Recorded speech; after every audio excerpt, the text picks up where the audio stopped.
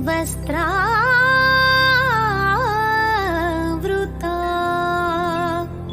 या वीणा वरदण्डमण्डितकरा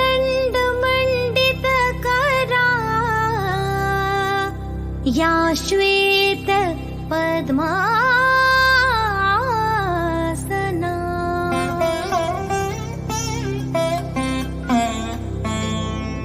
या ब्रह्माच्युत शङ्कर प्रभृतिभिर्देवैः सदा वन्दिता सा मां पातु सरस्वती भगवती निःशेष जाड्यापहा।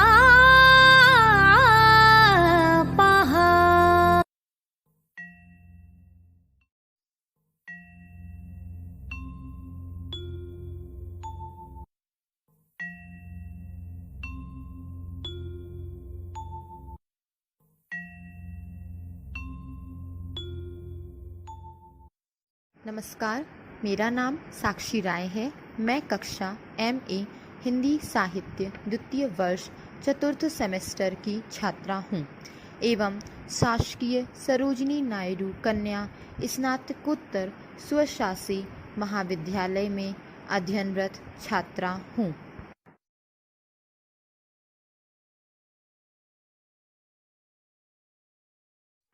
सबसे पहले यह जानना आवश्यक है कि महाकाव्य किसे कहते हैं।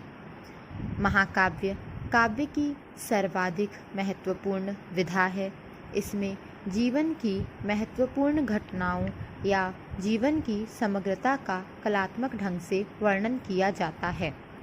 महाकाव्य का शाब्दिक अर्थ है महान काव्य, अर्थात ऐसा काव्य जो अपने कथानक, नायकत्व, उद्देश्य, शैली तथा भाषा के दृष्टिकोण से महान हो, उसे महाकाव्य कहा जाता है। आचार्य दंडी के अनुसार महाकाव्य वह है जिसका कथानक इतिहास सम्मत अथवा प्रसिद्ध हो, जिसका नायक चतुर तथा उदात्त हो, जो विविध अलंकारों तथा रसों से पूर्ण हो, बृहद तथा पंच सिद्धियों से युक्त हो। अंधेरे में मुक्तिबोध की महाकाव्यात्मक कृति।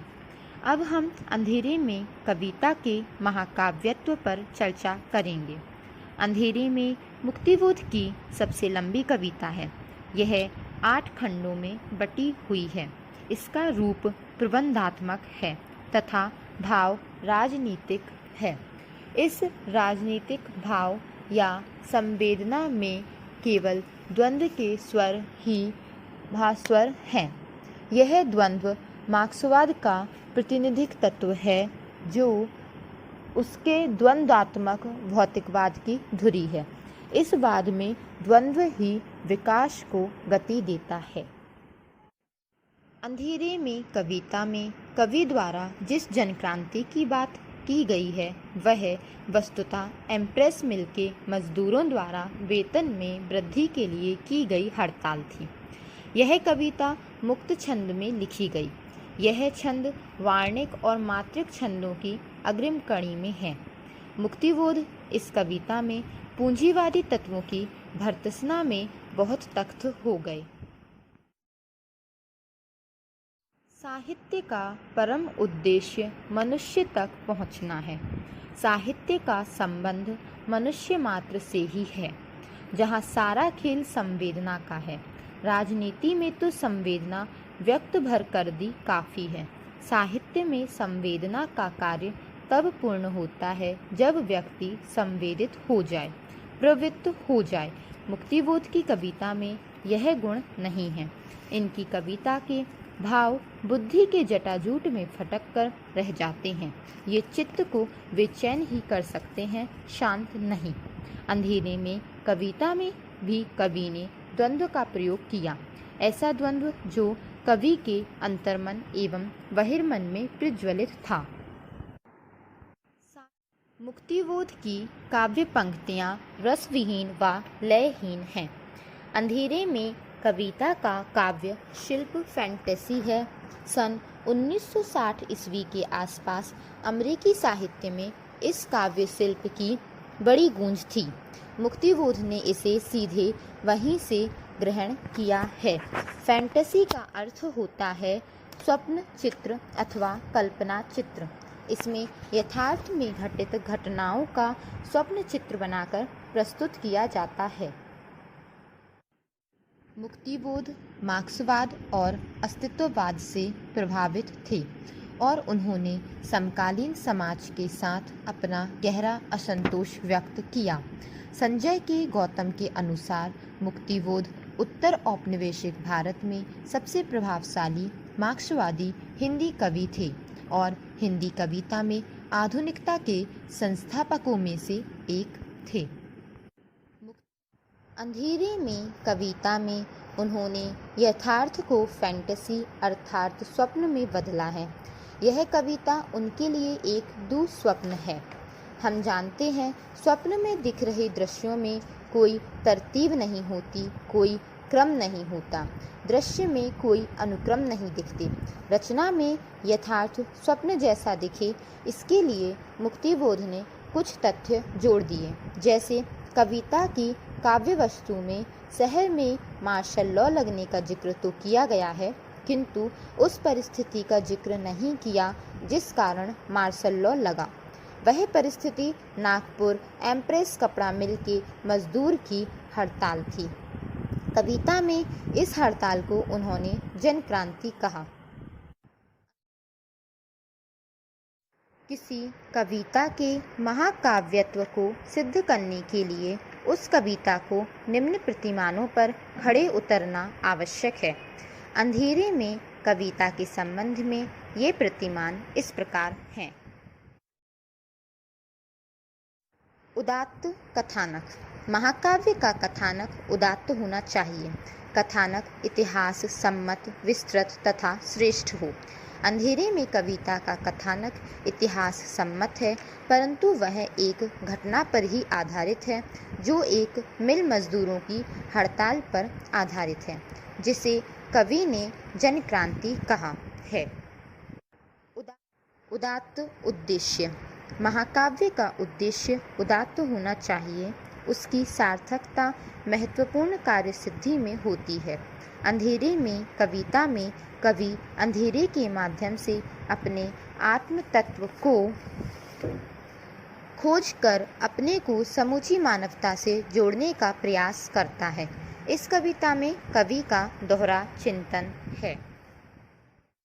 महान नायक। महाकाव्य का नायक उदात्त होना चाहिए। अंधेरे में कविता का नायक अंधेरे कमरे में स्वप्न में डूबा हुआ है, जिससे वह अपनी आसक्तता के बावजूद जन क्रांति में भाग लेना चाहता है, परंतु अंतिम सर्ग में नायक का यह स्वप्न टूट जाता है एवं वह पुनः आसक्त हो जाता है। प्रकृति चित्रण। महाकाव्य में प्रकृति के सभी रूपों का वर्णन होना चाहिए। अंधेरे में कविता अंधकार और जन क्रांति के वर्णन पर आधारित है। यहाँ प्रकृति का वर्णन केवल वृक्षों की डालियों के हिलने व बिजली के कौंधने का है। रस भाव। महाकाव्य में रस योजना भी उदात्त होनी चाहिए। अंधेरे में कविता रसहीन नजर आती है। यहाँ महाकाव्योचित रस श्रृंगार, वीर तथा शांत रस में से कोई भी प्रधान नहीं है।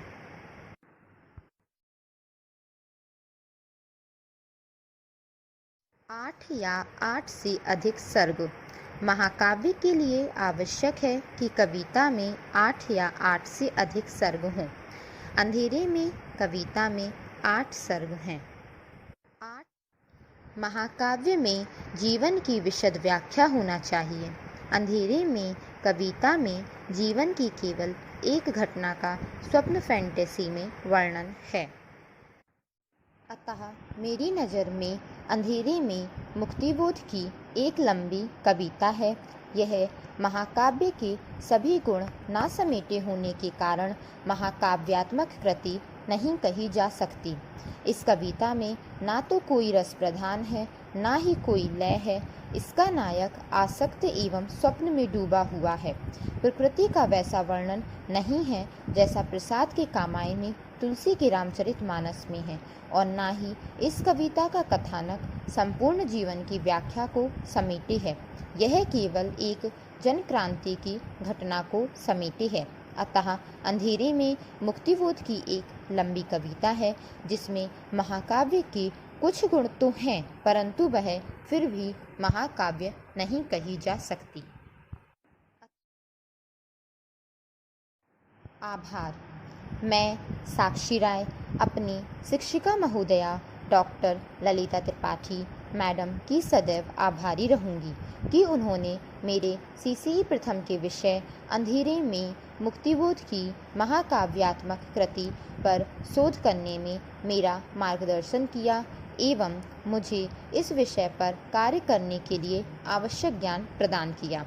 आपका बहुत बहुत धन्यवाद, जो आपने मुझे इस लायक समझा कि मैं इस कार्य को कर सकूंगी एवं मेरी सहायता की। धन्यवाद मैडम। मैं साक्षी राय सर्वप्रथम हमारी शिक्षिका महोदया आदरणीय डॉक्टर ललिता रामेश्वर मैडम को धन्यवाद कहना चाहूँगी कि उन्होंने अपने स्वास्थ्य के खराब चलते भी हमारा मार्गदर्शन किया एवं हम सभी सहपाठियों को उनके विषय का विशेष ज्ञान प्रदान किया। कम समय में भी मैडम ने हमें पढ़ाया भी और साथ ही हमें इस तरह के नवीन तकनीकी कार्य भी करवाए, जिनसे हमारा विषय के साथ साथ तकनीकी क्षेत्र में भी ज्ञानवर्धन हुआ। इसके साथ ही मेरे विषय अंधेरे में मुक्तिबोध की महाकाव्यात्मक कृति पर मैंने स्वयं शोध करके अपने विचार व्यक्त किए, जो मैम के नेतृत्व के बिना शायद मेरे लिए असंभव कार्य था। प्रथम बार किसी लेखक की रचना पर अपने विचार रखना यह मेरे लिए नवीन कार्य था। अतः हमारा मार्गदर्शन करने एवं हमें ज्ञान प्रदान करने के लिए हम सभी मैडम के सदैव आभारी रहेंगे। धन्यवाद मैडम।